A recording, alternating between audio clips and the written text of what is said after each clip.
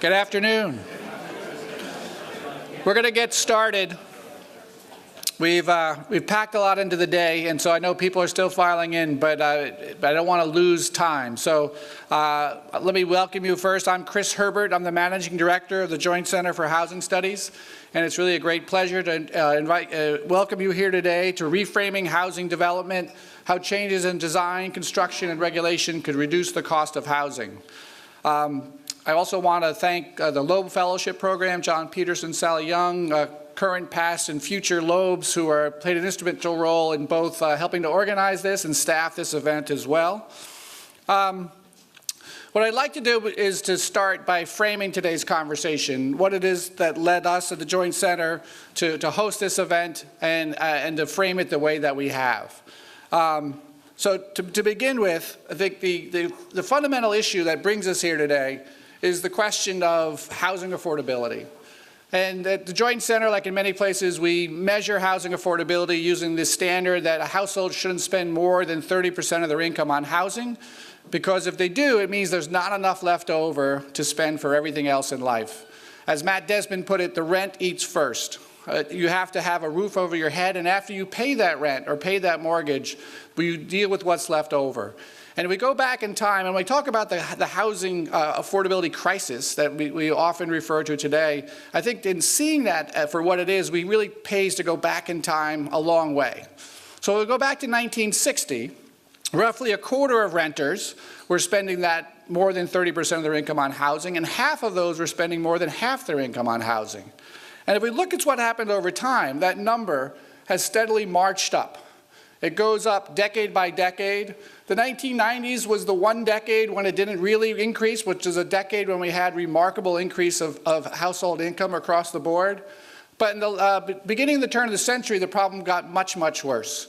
So we went from about 38% of households, renter households, spending more than 30% of their income to half. And at this point, a quarter of renters were now spending more than half their income on housing, twice what it was in 1960. And if you notice from this pattern, each decade with a turn of the screw, the problem tends to get worse. Some decades are worse than others, but in no case do we ever give back ground that we've lost or gain back ground that we've lost.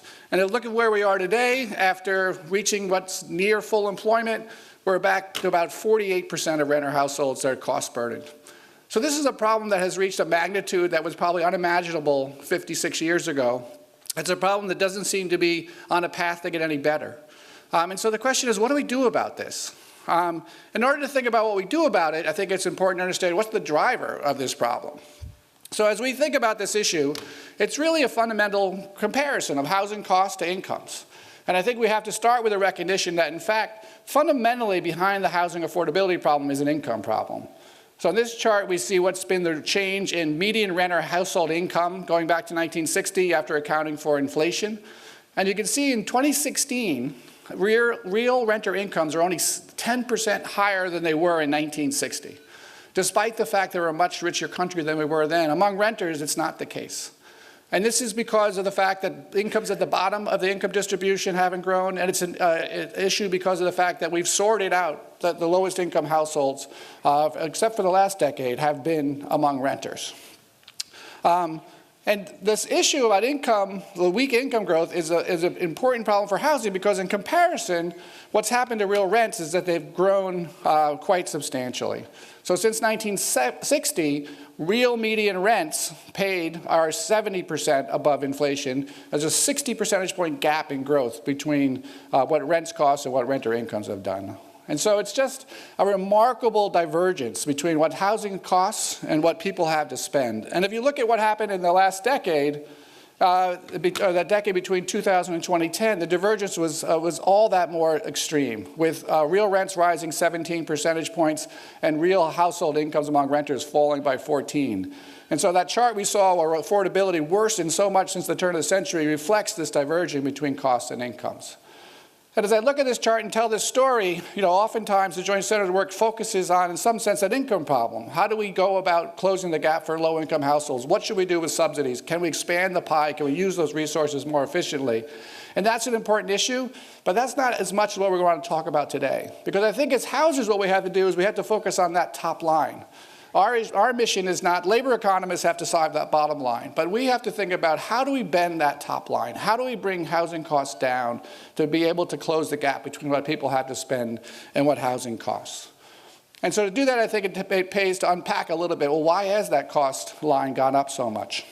And one important reason is because the quality of housing has gone up. Well, I should say the story is very similar if we look at homeowners. So this is the same line for homeowners. You can see homeowner incomes have gone up 50% in real terms, but real house prices have gone up 112. So it's this similar kind of 60 percentage point gap on homeowners. So it's not just a renter story, although renters it's most salient. But to the point I was making in terms of quality, if you look at, this is the median size of new homes built going back to 1971. In 1971, the median home was 1,400 square feet. Now it's 2,400 square feet. So the homes we're building are 2/3 larger than they were. If we look at the share with air conditioning, back in 1971, about 1/3 had air conditioning. Now 90% plus have air conditioning. Back in 1971, a little less than half had 2 bathrooms. Now they virtually all have 2 bathrooms and most have 3. So there's certainly a question in which the quality of housing, the size of housing we're building is getting larger. Some of that's demand driven, some of that's regulatory driven, but certainly part of what we're seeing is an increase in quality. Another way to see that is if we look at the trend in the price of new homes. So the Census Bureau every year goes out and surveys and says, what are the costs on the market today for a new home? So back in 1963, it was $155,000 in today's dollars to buy a new home. Last year was $382,000, so it's 2.5 times bigger. So how much of this is due to quality changes? Well, luckily the Census Bureau does have a constant quality price index, so we can say, well, what would it cost to actually buy that same $155,000 home today? And by that measure, that 1963 home would cost $208,000 today. So if you look at the difference between that top line and the yellow line, that's the difference in housing quality, the fact that homes have gotten bigger, have more amenities. But also embedded in that, importantly, are land costs. And so as we've gotten to larger metropolitan areas and demand for land has gone up, land costs have gone up. And embedded in that land cost as well is also the cost of regulation. It was a much simpler world in 1963 to build a house. There was a lot more land available. And now with regulatory structures what they are, the process of getting approvals is much more restrictive. And the amount of land that's zoned for housing at various densities is much less. There's a LA, I believe, back, we had a talk last year, and I believe there was 10 million houses that could have been built as of right in LA County a number of years ago, and now it's down to 4 million. And the difference between the number of households there now and what's built as of right is essentially nil. And so within LA County, as of right, you can't build nearly what you could have built as of right back in the 1960s. And now we need that housing, and you have to go through a development process that's timely and complex and adds to costs. And so that's a big factor. It's how do we get the regulatory barriers down? How do we get housing that's simpler and cheaper to build? But I also don't want to ignore that $208,000 number. So back in 1963, it cost $155,000 to build that simple house. Today, it costs $208,000. That doesn't seem so bad, but certainly not relative to what's happening with that top line. But think about what it cost to build and make a TV in 1963 and what that same TV would cost today. There's been a tremendous amount of productivity improvements in industries across the board. You can think about any product you want and how much cheaper it would be to build today. It's not true of housing. We build it pretty much the same way we've always built it, and with the cost of inputs going up, what we see here is that there's been a 33% real rise in the cost of that simple house, when in fact in many other industries it'd be much less. And so how do we get productivity improvements in housing like we've had in other industries to help bend that cost curve as well? Let me show you one more chart that kind of illustrates these points and brings us back to multifamily housing as well. If we look at going back to 2001, this is the period when we saw this real price inflation in the market. The orange line here is showing you what's happening with the price of all goods. So overall inflation since 2001 has been about 40%. The blue line is what's happened to construction costs. So that's labor, building materials, and some fees. And we all have heard, anybody in this industry has heard about how hard it is to find labor these days. And in the last year or two in particular, how the cost of building materials has been going up. You can see the inflation on that side has been 80% over that period of time. And so that cost of building has also gone up. And this is an index of land costs. and for commercial land. And you can see during the first part of the decade, the housing bubble we experienced was reflected in commercial land rents as well. There was a major correction, but that correction has ended, and now land prices are shooting up as well. And so it's the cost of construction, it's the cost of land, and it's the cost of regulation that we have to address if we're going to bring down that cost curve. So in framing our day today, we wanted to address how can we use the design professions, the building professions, and those involved in regulatory areas to help seek innovation that can bring down the cost of housing in all these important ways. And our starting point, the original name for this conference was referring to a wicked problem, which in social science is a problem that defies easy solution. And I think that this housing affordability issue is by any means a wicked problem. And what that means is that it has many, many causes, and since the causes are complex, the solutions are going to be complex as well. And our motivation in having this event today was to look at this from different perspectives, but we didn't want any one perspective to dominate, and we think that what's important is that cross-perspective. What can the design professions, the building professions, the regulatory professions, how do all those perspectives matter? And so even though we have the day organized in terms of panels by design, by construction, by regulation, we almost didn't do it that way because we think in each one of those spaces, these factors interrelate. Regulation defines what design can happen, what construction techniques can be done, and the like. And so we do need to talk across those sectors.